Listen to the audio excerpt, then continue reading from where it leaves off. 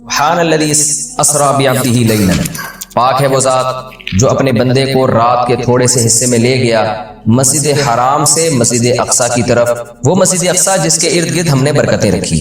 اس میں معراج کے واقعے کا تذکرہ ہے۔ رسول اللہ صلی اللہ علیہ وسلم کو نبوت ملنے کے بعد اور ہجرت سے پہلے رات میں جبریل علیہ السلام آئے۔ احادیث میں یہ مضمون بہت واضح ہے، قرآن میں بہت اجمال ہے، ڈیٹیل نہیں ہے۔ احادیث میں بخاری مسلم کی صحیح احادیث ہیں، بہت کثیر روایات ہیں جن میں بہت ڈیٹیل کے ساتھ اللہ نے نبی صلی اللہ علیہ وسلم نے اس مضمون کو بیان کیا، اور قرآن میں اجمالی بیان ہوا۔ اور احادیث میں جو ہمیں واقعہ ملتا ہے اس کا خلاصہ یہ ہے کہ رات کے تھوڑے سے حصے میں ایک معجزہ ظاہر ہوا۔ اللہ تعالیٰ نے اپنے حبیب صلی اللہ علیہ وسلم کو رات کے تھوڑے سے حصے میں براق پر بٹھایا، براق جو خچر کو کہتے ہیں عربی میں، اور وہ بجلی کی تیزی کے ساتھ اس نے سفر کیا، مسجد حرام سے راتوں رات وہ لے کر گیا مسجد اقصی۔ پھر احادیث میں آتا ہے کہ قرآن میں تو اتنا ہی ہے کہ مسجد حرام سے مسجد اقصی لے کر گیا تاکہ ہم اپنی بڑی بڑی نشانیاں دکھائیں۔ اس میں اشارہ ہے کہ اور بھی پھر اللہ تعالیٰ نے آپ کو نشانیاں دکھائیں، جس کی تفصیل حدیث میں ہے کہ اللہ تعالیٰ آسمانوں پہ لے کر گیا آپ کو۔ تو براق پر آپ صلی اللہ علیہ وسلم انتہائی تیز رفتاری کے ساتھ، بجلی کی رفتار کے ساتھ آپ صلی اللہ علیہ وسلم کو مسجد حرام سے مسجد اقصی لے جایا گیا۔ اور مسجد اقصی میں احادیث میں آتا ہے کہ سارے پیغمبروں کا اجتماع ہوا، آپ صلی اللہ علیہ وسلم نے تمام پیغمبروں کو نماز پڑھائی۔ پھر اس کے بعد وہاں سے آپ کو آسمانوں کا سفر کرایا گیا، پھر ہر پیغمبر کو کہ اپنے اپنے آسمانوں پہ ٹھکانے ہیں، وہاں بھی اللہ تعالیٰ نے رسول اللہ صلی اللہ علیہ وسلم کی ملاقات کروائی۔ حدیث میں آتا ہے آپ صلی اللہ علیہ وسلم موسیٰ علیہ السلام سے ملے اور آپ نے موسیٰ علیہ السلام کا حلیہ بیان کیا۔ آپ صلی اللہ علیہ وسلم یوسف علیہ السلام سے ملے اور آپ نے فرمایا کہ میں جب ملا تو میں نے دیکھا کہ آدھی دنیا کا، یعنی اس دنیا میں جتنا حسن ہے اکیلا آدھا اللہ نے یوسف علیہ السلام کو دیا ہے۔ ابراہیم علیہ السلام سے ملاقات ہوئی، پھر سدرۃ المنتہا تک آپ کو لے جایا گیا، جیسے کہ سورہ نجم میں ہے وَلَقَدْ رَآهُ مَرَّةً أُخْرَىٰ کہ اللہ نے ہمارے نبی صلی اللہ علیہ وسلم نے، محمد صلی اللہ علیہ وسلم نے جبریل کو بھی دیکھا ہے۔ ایک تو افق اعلیٰ میں دیکھا ہے اور ایک اور دفعہ بھی دیکھا ہے عند سدرۃ المنتہا، سدرہ منتہا پر۔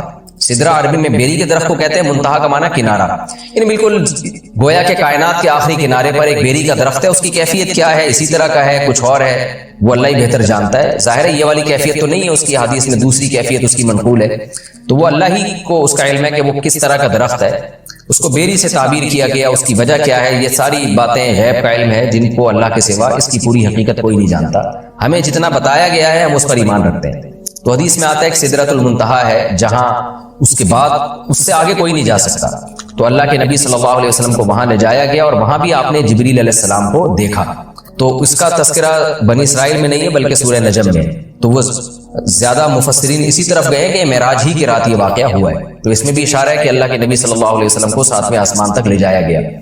تو یہ سارا واقعہ ہوا اور رات کے تھوڑے سے حصے میں، اور پھر اللہ تعالیٰ رسول اللہ صلی اللہ علیہ وسلم کو دوبارہ واپس لے آئے، اور آپ صلی اللہ علیہ وسلم نے پھر جب مشرکین میں دعویٰ کیا کہ مجھے راتوں رات اس کائنات کی سیر کرائی گئی ہے، میں نے مسجد اقصی دیکھی، تو مشرکین نے مذاق اڑانا شروع کر دیا۔ مشہور واقعہ ابو جہل نے حضرت ابو بکر کے پاس آیا اور کہنے لگا کہ تمہارے ساتھی محمد صلی اللہ علیہ وسلم کا تمہیں پتہ ہے کہ انہوں نے کیا دعویٰ کیا ہے؟ ابو جہل کا خیال تھا کہ جب میں یہ واقعہ حضرت ابو بکر کو بتاؤں گا تو ابو بکر معاذ اللہ انکار کر بیٹھیں گے اور بولیں گے واقعی بھئی یہ تو محمد صلی اللہ علیہ وسلم نے معاذ اللہ جھوٹ کہا ہے اور آپ اللہ کے نبی نہیں ہیں۔ تو ابو جہل خوشی خوشی گیا اور کہا کہ تمہارے ساتھی نے کیا کہا ہے؟ حضرت ابو بکر نے فرمایا کہ کیا واقعی محمد صلی اللہ علیہ وسلم نے یہ دعویٰ کیا ہے؟ ابو جہل خوش ہو کے کہنے لگا ہاں بالکل دعویٰ کیا ہے۔ حضرت ابو بکر نے کہا کہ پھر بالکل صحیح کہا ہوگا، پھر واقعی ایسا ہوا ان کے ساتھ، کیونکہ محمد صلی اللہ علیہ وسلم جھوٹ نہیں بولتے۔ تو جب آپ نے یہ دعویٰ کیا کہ ایسا میرے ساتھ ہوا ہے تو اس مشرکین مذاق اڑانے لگے، اور پھر آپ صلی اللہ علیہ وسلم سے بیت المقدس کے بارے میں پوچھنے لگے کہ اچھا آپ اس کا نقشہ بتائیں کیسا ہے، راستے میں جو ہے کون کون سے قافلے ہیں جو جا رہے ہیں۔ حالانکہ دیکھیں جب کوئی اتنی تیز رفتاری سے سفر کرتا ہے تو وہ راستوں کے قافلوں کا نہیں بتا سکتا کہ راستے میں کس کس سے ملاقات ہوئی، اور ایک دفعہ کسی عمارت کی جب زیارت ہوتی ہے تو پورا نقشہ بھی ذہن میں نہیں رہتا۔ تو حدیث میں آتا ہے کہ جب مشرکین نے نبی صلی اللہ علیہ وسلم سے یہ باتیں پوچھی ہیں نا تو اللہ تعالیٰ نے پوری مسجد اقصی آپ صلی اللہ علیہ وسلم کے سامنے رکھ دی، یعنی آپ کی نظروں کے سامنے رکھ دی، اور ان قافلوں کا بھی بتا دیا۔ تو نبی صلی اللہ علیہ وسلم ایک ایک کی خبر دیتے رہے، اور جب وہ قافلے واپس لوٹے ہیں تو جیسے جیسے نبی نے بتایا تھا اسی طرح انہوں نے خبر دی مشرکین کو، اور مشرکین حیران ہو گئے کہ نبی صلی اللہ علیہ وسلم نے کیسے وہ پورا نقشہ بتا دیا، حالانکہ آپ صلی اللہ علیہ وسلم کبھی مسجد اقصی گئے نہیں ہیں، لیکن عرب کے سفر ہوتے تھے تو وہ وہی اسی طرح بیان کیا جس طرح سے مسجد اقصیٰ تھی۔ تو یہ ایک معجزہ اللہ نے ظاہر کرنا تھا، اس میں بہت ساری حکمتیں تھیں اور اس میں بہت سارے مضامین ہیں۔ سب سے پہلا سوال اس میں عام طور پر کیا جاتا ہے کہ اللہ کے حبیب صلی اللہ علیہ وسلم نے اللہ کی زیارت معراج کی رات کی یا نہیں کی۔ اس بارے میں دونوں طرف روایات ہیں، کوئی مضبوط بات ہمیں اس بارے میں ملتی نہیں ہے کہ زیارت ہوئی ہے۔ جو جن احادیث میں آتا ہے کہ زیارت کی وہ قابل تعویل ہیں، اور بعض روایتوں میں صراحتاً نفی ہے، اس لیے اس بارے میں کوئی بھی شخص کوئی بھی نظریہ رکھ لے تو رکھ سکتا ہے۔ میرا اپنا رجحان یہ ہے کہ کسی مضبوط دلیل سے یہ ثابت ہوتا نہیں ہے کہ ہمارے حبیب صلی اللہ علیہ وسلم نے اس رات میں واقعی اللہ کی زیارت کی ہے، کوئی مضبوط روایت نہیں ہے، اور جو نفی کی روایتیں ہیں وہ زیادہ مضبوط ہیں، واللہ اعلم۔ دوسرا یہ کہ اس میں حکمت کیا تھی، تو پہلی حکمت تو یہی تھی کہ نبی کا ایک معجزہ ظاہر کرنا تاکہ عربوں کو آپ کی نبوت پہ یقین آئے معجزات کے ذریعے۔ دوسری ایک بہت بڑی حکمت علماء نے یہ بیان کی ہے کہ اللہ تعالیٰ کیونکہ نبی صلی اللہ علیہ وسلم کو آخری نبی اور سب سے افضل نبی بنایا، تو آپ کے ساتھ ایک ایسا معجزہ ظاہر کیا گیا کہ جس سے آپ کا مقام تمام پیغمبروں سے بلند ہونا ثابت ہو جائے۔ اب دیکھیں اللہ کے حبیب صلی اللہ علیہ وسلم تو مسجد اقصیٰ سفر کر ہی نہیں، بہت مشکل تھا آپ کے لیے وہاں تک سفر کرنا، جبکہ مسجد اقصیٰ زیادہ تر پیغمبروں کا قبلہ رہا ہے۔ تو اتنی مقدس سرزمین سے اللہ تعالیٰ اپنے حبیب صلی اللہ علیہ وسلم کو اس کی برکتوں سے کیسے محروم کر سکتے تھے؟ تو اللہ تعالیٰ کی حکمت نے یہ تقاضا کیا کہ وہ سرزمین جو موسیٰ کلیم اللہ کا قبلہ رہی ہے، جو ابراہیم علیہ السلام جہاں نماز پڑھا کرتے تھے، جہاں یعقوب علیہ السلام، اسماعیل علیہ السلام، اسحاق علیہ السلام اور عیسیٰ علیہ السلام یہ سارے پیغمبر گزرے، تو اس زمین کی برکت نبی صلی اللہ علیہ وسلم بھی حاصل کریں۔ ایک تو یہ، اور دوسرا اس زمین کو پیغمبر کی برکت بھی ملے، یعنی اس زمین کی فضیلت میں اور اضافہ ہو کہ اتنے سارے پیغمبر یہاں آئے ہیں، تو یہ کیسے ہو سکتا ہے کہ محمد صلی اللہ علیہ وسلم کے قدم یہاں نہ ہو، تاکہ اس بیت المقدس کی فضیلت اور زیادہ بڑھ جائے۔ یہ نہ کہا جا سکے کہ یہ جگہ تمام پیغمبر تو آئے مگر محمد صلی اللہ علیہ وسلم نہیں آئے، تو اللہ نے اس جگہ کو بھی مزید برکتیں دی اور محمد صلی اللہ علیہ وسلم کی برکتوں میں بھی اللہ نے اضافہ کیا تاکہ آپ کی فضیلت ثابت ہو جائے۔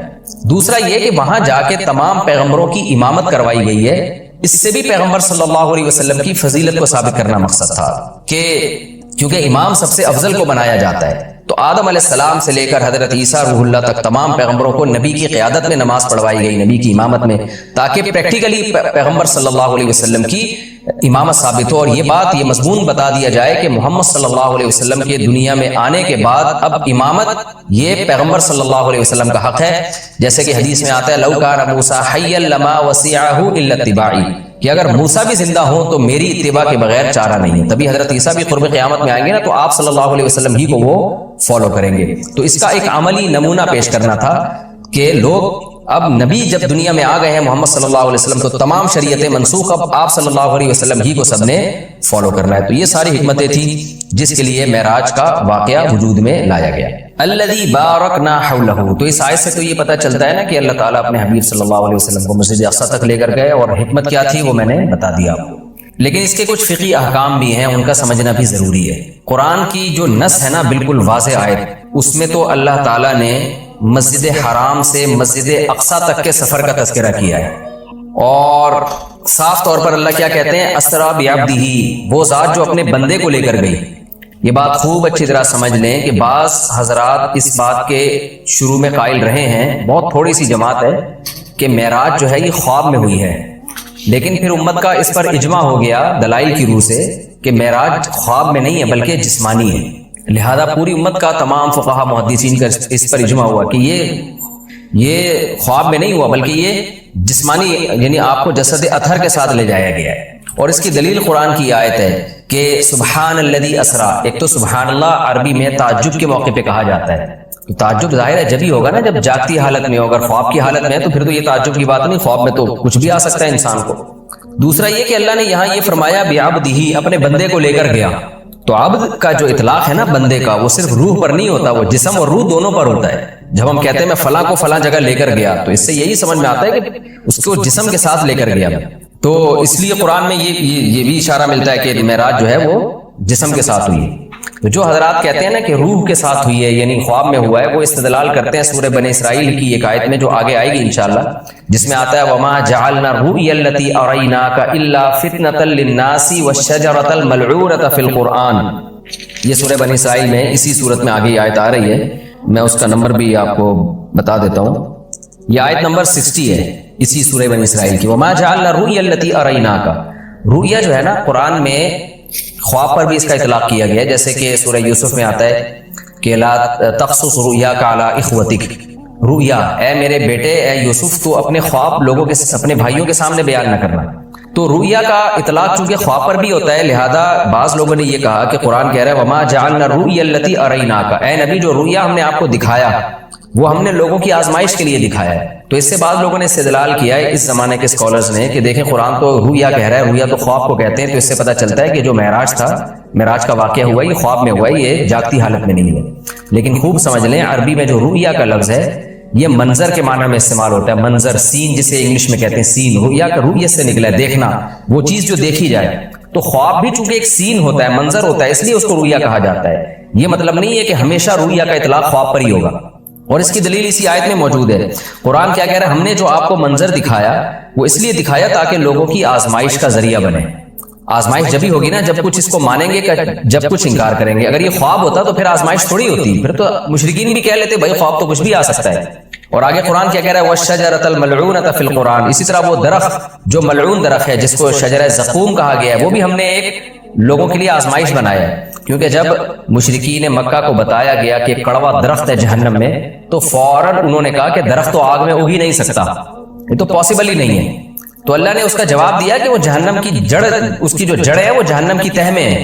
اور پھر اللہ نے بتایا کہ ہم نے وہ درخت اس لیے پیدا کیا ہے تاکہ یہ جو لوگ ہیں، جو مادہ پرست لوگ ہیں، یہ خدا کی قدرت کا انکار کریں، اور یہ انکار کریں کہ کہیں کہ درخت آگ میں نہیں پیدا ہو سکتا، جبکہ اللہ تو سب کچھ کر سکتا ہے. تو اب دیکھیں قرآن کیا کہہ رہا ہے کہ ہم نے جو ملعون درخت ہے وہ بھی لوگوں کے لیے فتنہ بنایا. کیا مطلب؟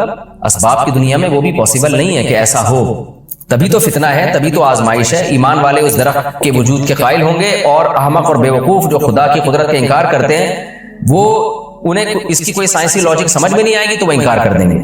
تو اب قرآن نے معراج کے واقعے کو اور جو زقوم کا درخت ہے، آیت نمبر 60 سورہ بنی اسرائیل کی آیت نمبر 60، جی ہاں، اس صورت میں ایک ہی مقام پہ بیان کیا ہے. تو کیا مطلب؟ دونوں کا وقوع اس کی کوئی لاجک بنتی نہیں ہے، دونوں سیم ہیں. یعنی معراج کا واقعہ اور جہنم میں درخت کا پیدا ہونا یہ دونوں عقل سے بالاتر چیزیں ہیں. لہذا جو خدائی قدرت کے قائل ہیں وہ اس کا اقرار کریں گے، جو خدائی قدرت کے قائل نہیں ہیں وہ ان دونوں واقعات کا انکار کر دیں گے. تو اس سے بھی پتہ چلتا ہے کہ معراج جسم کے ساتھ ہوئی ہے، کیونکہ اگر اس کو خواب میں مان لیا جائے تو پھر یہ اس کی کوئی سائنسی دلیل دینے کی ہمیں ضرورت نہیں رہتی، کیونکہ خواب میں انسان کچھ بھی کر سکتا ہے، سب کچھ ہو سکتا ہے خواب میں اس کے ساتھ. تو یہ واضح قرائن ہے اس بات کے کہ خواب، یہ جو معراج ہوئی ہے رسول اللہ صلی اللہ علیہ وسلم کو، یہ جسد اطہر کے ساتھ ہوئی ہے. یہ صرف روح کو آسمان میں نہیں لے جایا گیا، اور صرف جو ہے خواب میں یہ کام نہیں ہوا، بلکہ جسد اطہر کے ساتھ یہ کام ہوا ہے. اور حضرت عائشہ رضی اللہ تعالی عنہ سے ایک روایت ہے جس میں آتا ہے کہ رسول اللہ صلی اللہ علیہ وسلم کا جسد اطہر ما فقیدہ، اس طرح کے الفاظ ہے، صحیح حدیث ہے کہ وہ گم نہیں پایا گیا. تو بعض لوگوں نے اس سے استدلال کیا کہ امی عائشہ کو یہ دعویٰ کر رہی ہیں کہ نبی صلی اللہ علیہ وسلم کا جسد وہ گم نہیں پایا گیا، لہذا جسد وہیں تھا اور روح کو معراج ہوئی ہے. تو یہ خوب سمجھ لیں حضرت عائشہ کے کلام کا یہ مفہوم نہیں ہے. حضرت عائشہ کے کلام کا وہی مفہوم لیا جائے گا نا دیگر احادیث سے ثابت ہوتا ہے. تو مطلب یہ ہے کہ اتنی تھوڑی دیر کے لیے وہ جسم بستر سے غائب ہوا ہے کہ گم نہیں پایا گیا، یعنی کسی نے آپ کو تلاش کرنے کی کوشش نہیں کی.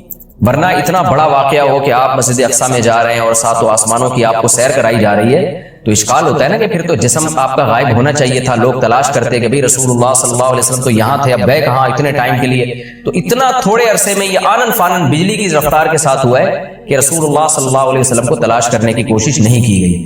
ایک سیکنڈ کے بھی ہو سکتا ہے ہزارویں حصے کے اندر یہ کام ہوا.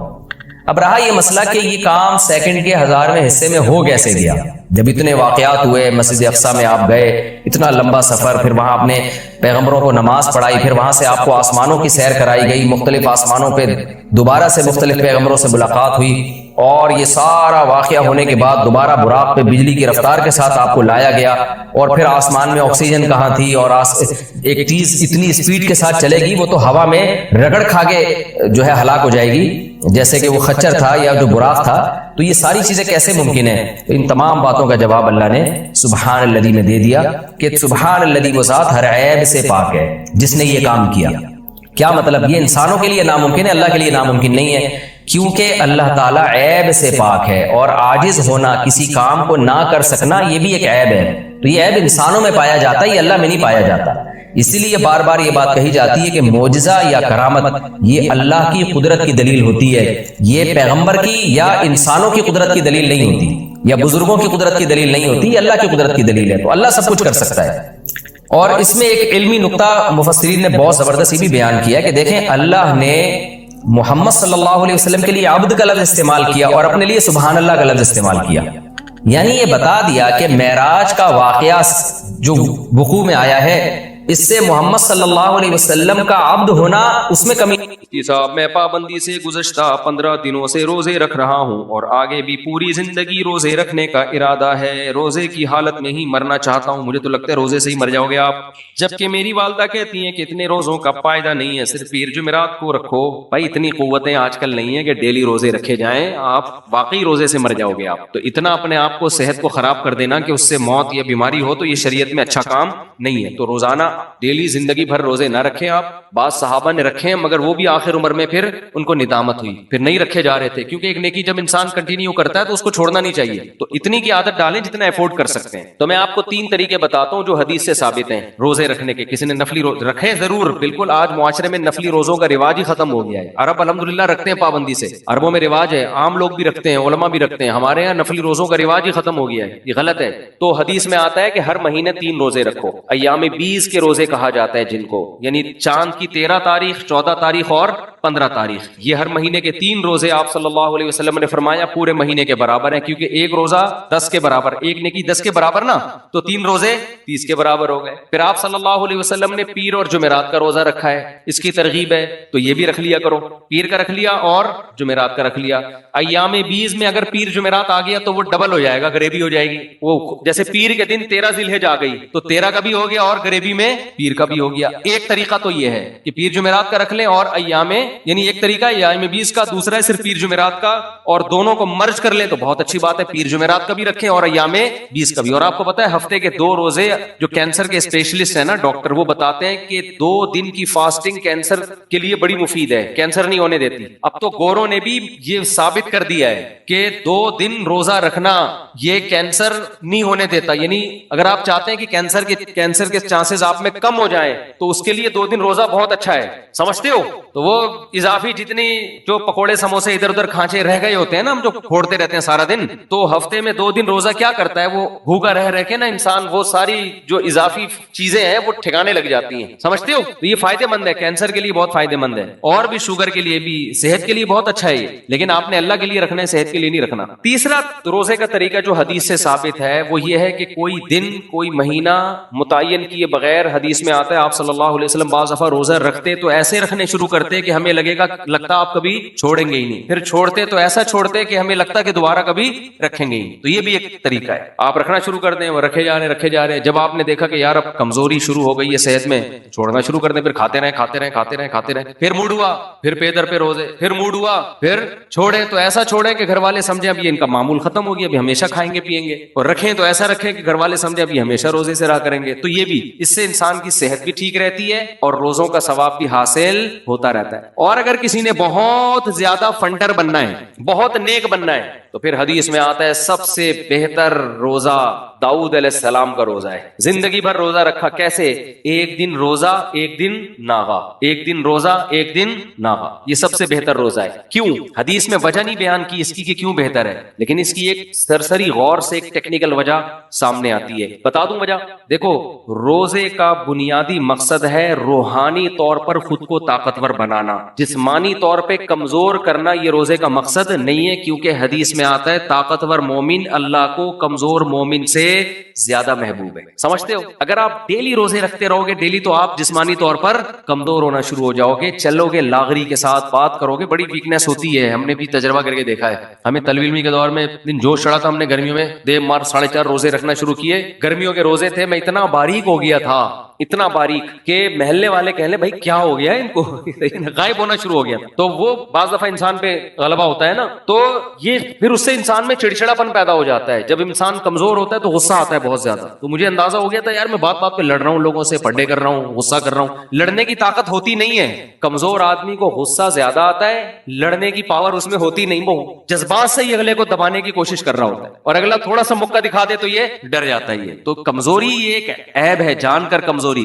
تو کنٹینیو روزہ رکھنے سے بار بار مسلسل آپ رکھتے ہی چلے جائیں گے تو روحانی قوت تو بڑھتی ہے لیکن جسمانی قوت کمزور, اور روحانی بھی بہت زیادہ نہیں بڑھتی. وجہ اس کی ہے کہ آپ کو عادت ہو جاتی ہے. روحانی قوت بڑھتی ہے نفس کی مخالفت سے, اپنی چاہتوں کی مخالفت سے. تو جب آپ رکھتے رکھتے رکھتے عادی ہو جاتے ہیں تو وہ وہی آپ کے روٹین کا حصہ بن جاتا ہے. کوئی الگ سی چیز نہیں لگتی آپ کو. آپ کا پتا ہے بھائی میں نے صبح 4 بجے کھانا کھانا ہے, پھر افطاری کے وقت کھانا ہے, یہ روٹین میں آ گئی نا ایک چیز. تو ایک دن روزہ ایک دن چھوڑا, ایک دن روزہ ایک دن چھوڑے میں کیا ہوتا ہے کہ جب ایک دن روزہ ہے اگلے دن ریکوری ہو جاتی ہے. کھائیں گے آپ, پیئیں گے, آپ کا جسم کمزور نہیں ہوتا, لیکن ٹینشن اتنی ہے نا کہ کر کے دیکھو پتا چلے گا, کیونکہ انسان عادی نہیں ہوتا روزے کا. صحیح سمجھ میں آ رہی ہے بات؟